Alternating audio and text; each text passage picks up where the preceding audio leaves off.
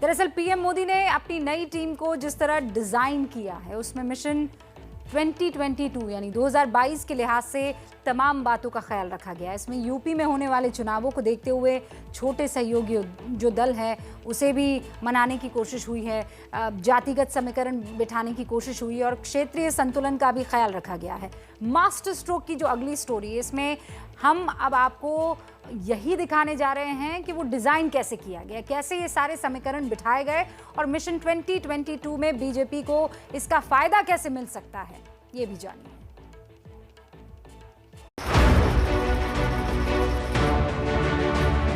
हमें जनता ने चुनकर भेजा है और जनता का अधिकार बनता है कि हम उनको सरकार की तमाम योजनाओं का लाभ पहुंचाएं। कहीं से कोई शक या शुबहा है ही नहीं। 2022 में हम 2017 से अच्छा परिणाम देंगे। हम 350 से अधिक सीटें जीत करके फिर से सरकार बनाने जा रहे हैं। प्रधानमंत्री मोदी जी जो कुछ भी जिम्मेदारी देंगे उसको निभाने का काम करेंगे। प्रधानमंत्री मोदी की नई टीम में उत्तर प्रदेश से जो नए चेहरे शामिल किए गए हैं उनमें वैसे तो 7 नाम हैं, लेकिन सबसे पहला नाम आता है अनुप्रिया पटेल का। एक दिन पहले सभी नए 43 मंत्रियों के साथ शपथ ग्रहण के बाद आज अनुप्रिया पटेल ने अपना पदभार संभाल लिया। ये तस्वीरें उसी वक्त की हैं जब आज अनुप्रिया पटेल अपना पदभार संभालने पहुंची। उनके मंत्रालय के अधिकारियों ने फूलों का गुलदस्ता देकर उनका स्वागत किया। इससे कुछ देर पहले ही कमरा नंबर 39 में अनुप्रिया पटेल की नेम प्लेट लग चुकी थी। अनुप्रिया पटेल को वाणिज्य और उद्योग राज्य मंत्री की जिम्मेदारी मिली है। वो मोदी सरकार के पहले कार्यकाल में भी मंत्री थी। तब उन्हें स्वास्थ्य और परिवार कल्याण विभाग में राज्य मंत्री बनाया गया था। हम मंत्री परिषद में आते हैं तो ये सोचकर नहीं आते हैं कि हमको सिर्फ चुनाव लड़ना है। हम ये सोचकर आते हैं कि हमें जनता ने चुनकर भेजा है और जनता का अधिकार बनता है कि हम उनको सरकार की तमाम योजनाओं का लाभ पहुंचाएं। तो मैं जब स्वास्थ्य राज्य मंत्री रही तब भी मैंने कोशिश की कि उत्तर प्रदेश में स्वास्थ्य के क्षेत्र में अच्छा काम हो। उसका एक उदाहरण है मेडिकल कॉलेजेस की संख्या, जो आप देखिए मिर्ज़ापुर में, सोनभद्र में, बस्ती में, पूर्वांचल के कई ज़िलों में नए मेडिकल कॉलेजेस बनाए गए। उसी प्रकार वाणिज्य और उद्योग मंत्रालय है, इसमें मैं देखूंगी और इसको समझूंगी कि इससे क्या हमारे प्रदेश की जनता को लाभ पहुंचाया जा सकता है। अनुप्रिया पटेल को कैबिनेट में जगह देकर पीएम मोदी ने यूपी में एक तीर से 2 निशाने साधे हैं। पहला तो ये कि मोदी ने ऐसा करके अपना दल जैसे अहम सहयोगी दलों की नाराजगी दूर करने की कोशिश की है, जो काफी वक्त से नाराज थे कि दिल्ली में उनकी कोई पूछ नहीं थी। और दूसरा ये कि अगले साल यानी 2022 में होने वाले यूपी विधानसभा चुनावों में कुर्मी वोटों को साधने की कोशिश की गई है। काफी समय से अनुप्रिया पटेल की नाराजगी इस बात को लेकर थी कि सहयोगी पार्टी होने के बावजूद उन्हें तवज्जो नहीं दी जा रही है। लेकिन ये चर्चा इस बार बहुत पहले से आम थी कि मोदी मंत्रिमंडल के विस्तार में इस बार उन्हें कैबिनेट में जगह मिल सकती है। लेकिन फिलहाल तो उन्हें राज्य मंत्री से ही काम चलाना पड़ रहा है। लोगों को लग रहा था, खासतौर से अपना दल के समर्थकों को, कि उन्हें शायद इस बार कैबिनेट मंत्री बनाया जाए। अनुप्रिया को शामिल करने के मायने 2022 के नजरिए से ये हैं कि यूपी में पिछड़े मतदाताओं में यादव वोट के बाद कुर्मी वोट ही है। सुनिए, इसे लेकर एबीपी न्यूज ने जब अनुप्रिया पटेल से सवाल किया तो उन्होंने क्या कहा। सामाजिक न्याय की चिंतन धारा के प्रति प्रतिबद्ध हैं, संकल्पबद्ध हैं और निरंतर हम आम जनमानस के बीच में, कमज़ोर वर्गों के बीच में संघर्ष करते रहते हैं। इसलिए उनका जुड़ाव भी हमसे बना रहता है और अपना दल उनकी पार्टी है ऐसा वो दिल से महसूस करते हैं। इसलिए प्रदेश की जनता जब हमारे साथ है तो निश्चित रूप से इसके सकारात्मक परिणाम ही होंगे। मोदी कैबिनेट में यूपी से आने वाले जिन 7 सांसदों को शामिल किया गया है उनमें अनुप्रिया पटेल तो हैं ही। उनके अलावा पंकज चौधरी, भानु प्रताप वर्मा, एसपी सिंह बघेल, कौशल किशोर, अजय मिश्रा और बीएल वर्मा शामिल हैं। अब आपको समझाते हैं कि इन 7 चेहरों को शामिल करने के पीछे मिशन 2022 क्यों है। मोदी मंत्रिमंडल में यूपी से शामिल 7 मंत्रियों के बहाने ही बीजेपी ने यूपी के लिए मिशन 2022 का पूरा रोड मैप तैयार कर लिया है। मोदी मंत्रिमंडल के नए विस्तार में जातीय समीकरण तो दिख ही रहा है, इसके साथ साथ क्षेत्रीय समीकरण का संतुलन में बिठाने की पूरी कोशिश की गई है। सबसे पहले आपको ये समझाते हैं कि मिशन 2022 की बिसात पर बीजेपी का जातीय समीकरण वाला दांव क्या है। इसके लिए पहले ये समझिए कि यूपी में किस जाति का कितना वर्चस्व है। आबादी के हिसाब से देश में सबसे ज्यादा एससी यूपी में हैं। 2011 की जनगणना के अनुसार यूपी में 4.1 करोड़ एससी हैं, जो कि यूपी की कुल आबादी का 20.7% है। इन 20.7% में से अकेले 11.25% जाटव हैं। जाटव समुदाय के बाद सबसे ज्यादा 3.26% पासी हैं और 1.14% कोरी।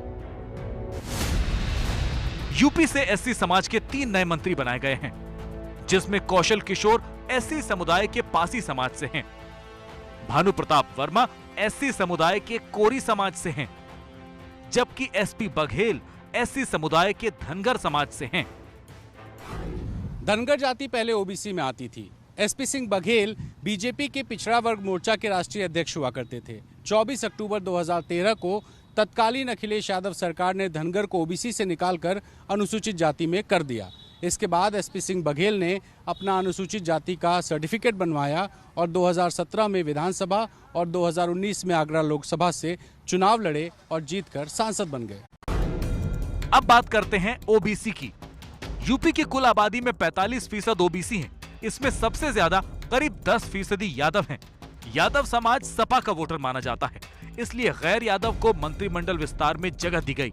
ओबीसी में यादव के बाद सबसे ज्यादा कुर्मी हैं, जो पूरे यूपी में 5% हैं।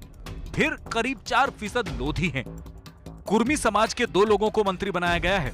दोनों ही पूर्वांचल से हैं। पहला नाम है अनुप्रिया पटेल, जो कुर्मी समाज से आती हैं। दूसरा नाम है पंकज चौधरी, ये भी कुर्मी समाज से आते हैं। और इसके अलावा लोधी समुदाय से भी एक मंत्री बनाया गया है, जो है बीएल वर्मा।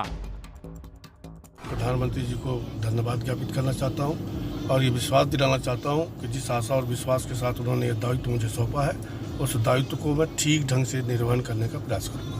ओबीसी वोट 14, 17, 19 में पूरी तरह से भाजपा के पक्ष में रहा है और जब जब ओबीसी का वोट भाजपा के पक्ष में रहता है तो सरकार बनती है। और अब मैं कह सकता हूं कि जिस तरह से इसका इम्पैक्ट 2022 में पड़ेगा निश्चित पड़ेगा।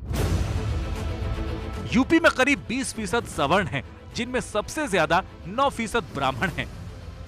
यूपी में अक्सर ये आरोप लगते रहे हैं कि ब्राह्मणों की अनदेखी हो रही है और यही वजह है कि लखीमपुर खीरी के अजय मिश्रा को मंत्री बनाया गया है। जाहिर है सारी कवायद 2022 को लेकर है और इसीलिए सवाल पूछने पर अजय मिश्रा ने दावा कर दिया कि 2022 में 350 से ज्यादा सीटें जीतेंगे। कहीं से कोई शक या शुबहा है ही नहीं। 2022 में हम 2017 से अच्छा परिणाम देंगे। हम 350 से अधिक सीटें जीत करके फिर से सरकार बनाने जा रहे हैं। अब ये समझिए कि नई कैबिनेट में क्षेत्रीय समीकरण को कैसे साधने की कोशिश की गई है।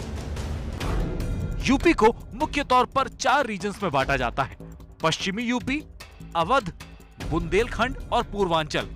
अवध इलाके से 2 नए मंत्री शामिल किए गए, कौशल किशोर और अजय मिश्रा।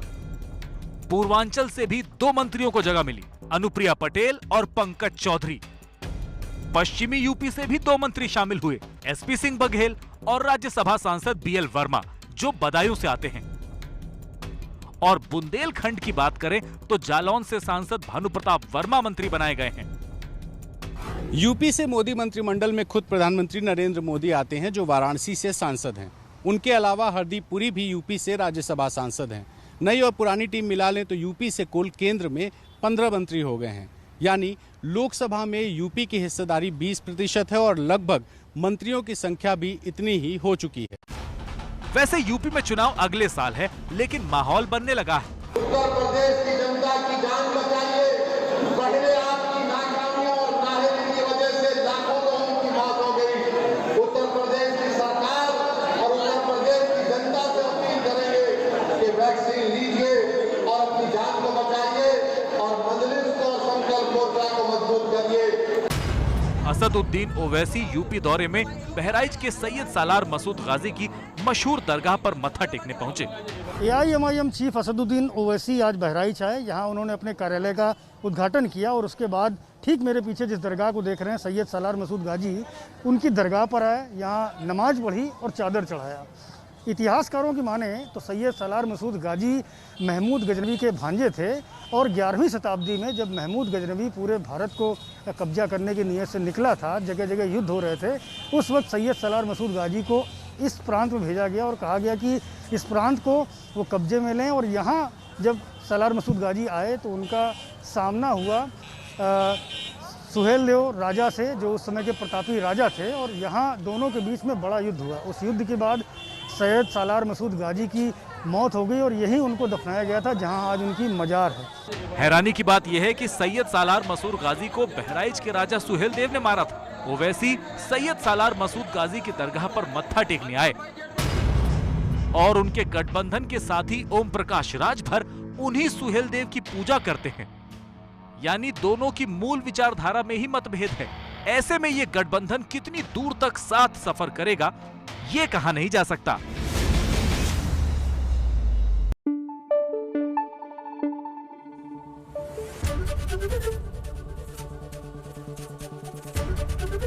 एबीपी न्यूज आपको रखे आगे।